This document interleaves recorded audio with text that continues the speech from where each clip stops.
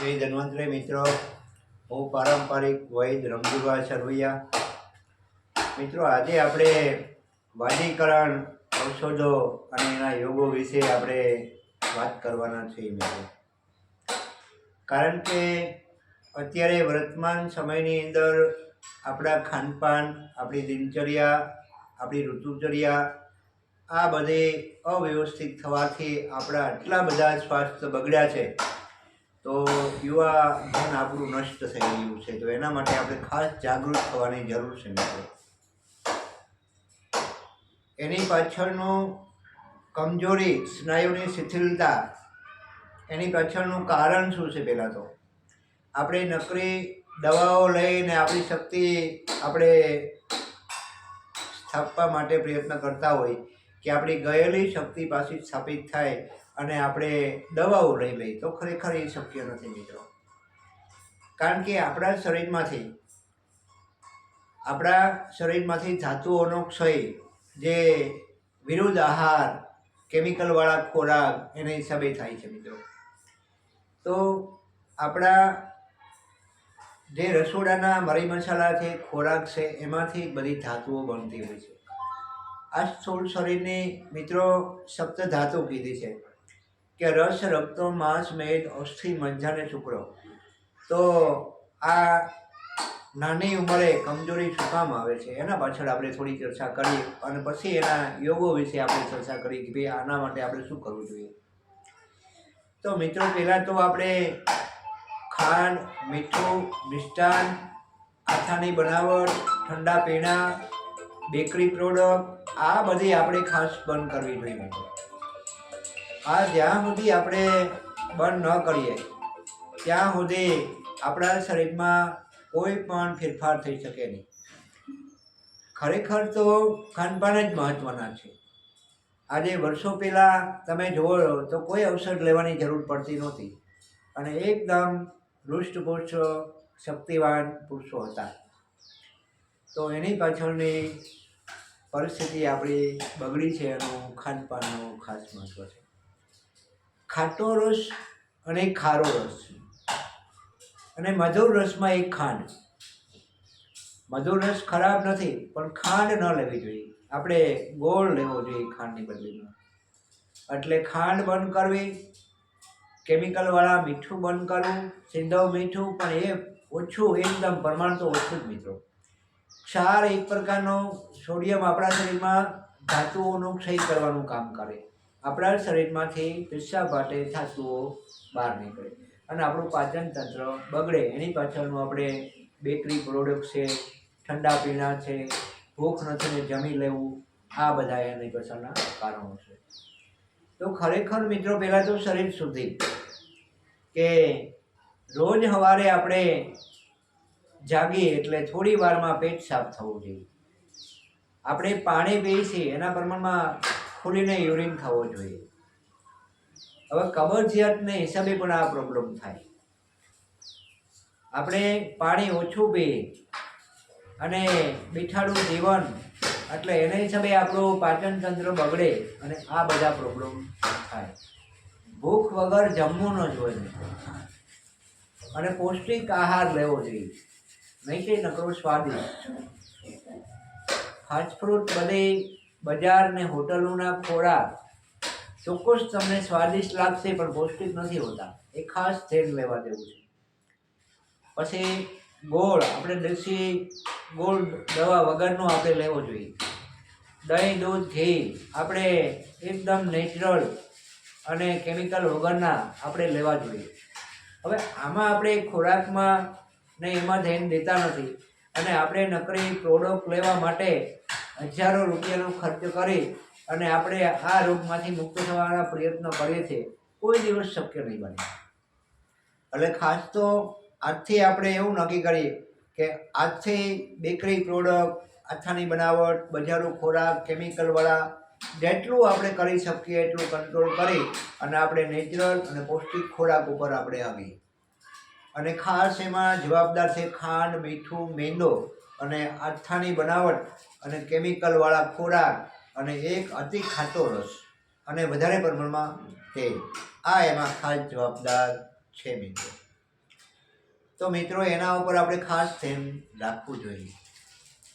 ઋતુ પ્રમાણે આપણે ખોરાક લેવા જોઈએ. ઋતુ પ્રમાણે આપણે શાકભાજી લેવા જોઈએ, ફળાહાર પણ લેવા જોઈએ, સૂકા મેવા પણ આપણે લેવા જોઈએ. આ બધાની અંદર આપણે ખાસ ધ્યાન દેવાની જરૂર છે. તો જ આપણે આપણું સ્વાસ્થ્ય સુધારી શકશું. કોઈ પણ વધારે કિંમતી પ્રોડક્ટ લઈ અને આપણે આપણો પ્રશ્ન હલ કરવા માંગીએ તો કોઈ દિવસ શક્ય નહીં બને. હજારો રૂપિયા લોકો બગાડે છે, ઓનલાઈન પ્રોડક્ટો બધી મંગાવે જાહેરાતનો, પણ છતાં થાકી જાય અને એમાં રિઝલ્ટ મળતો નથી. અત્યારે વર્તમાન સમયની અંદર યુવાધન આપણું નષ્ટ થઈ રહ્યું છે. એની પાછળનું કારણ છે આપણી ફેસિલિટી, બહારનો ખોરાક. અત્યારે મહાનગરોની અંદર નાકે ગર્ભધાન માટે હોસ્પિટલો જાહેરાત કરી રહી છે. આના ઉપર ખાસ આપણે સાવધાન થવાની જરૂર છે મિત્રો. એટલે ઘરની જ રસોઈ આપણે લેવી, પૌષ્ટિક ખોરાક લેવો. આપણા બાળકો છે એ આવતી પેઢીનું એક યુવા ધન છે, એ નષ્ટ ન થાય એના માટે પણ કાળજી લેવી. જો બાળકોના વાલી જ આમાં ધ્યાન નહીં આપે તો બાળકો એ આપણે ઘરમાંથી જ આપણે શીખવાના છે. આપણે જે એવું ખાઈએ છીએ એ જ બાળકો ખાવાના છે. એટલે બાળકોની પણ જિંદગી બરબાદ થશે. એટલે એના માટે આપણે ખાસ સાવધાન થઈ જઈએ.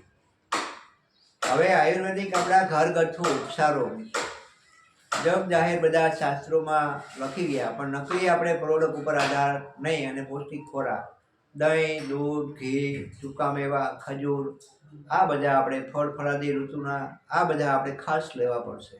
100% પરિણામ આવે, પણ આપણી જીવનશૈલી આપણે ફેરવવી પડશે. ખાસ કરીને મેંદાની બનાવટને, અથાણી બનાવટને, ડેરી પ્રોડક્ટને આ બધું બંધ કરી અને પછી આપણે મિત્રો કોઈ પણ વૈદ ડૉક્ટરની સલાહ અનુસાર આપણે આયુર્વેદિક વાજીકરણ પ્રયોગો આનો આપણે યોગ લઈ તો 100% આપણને શરીરમાં એનું પરિણામ મળે.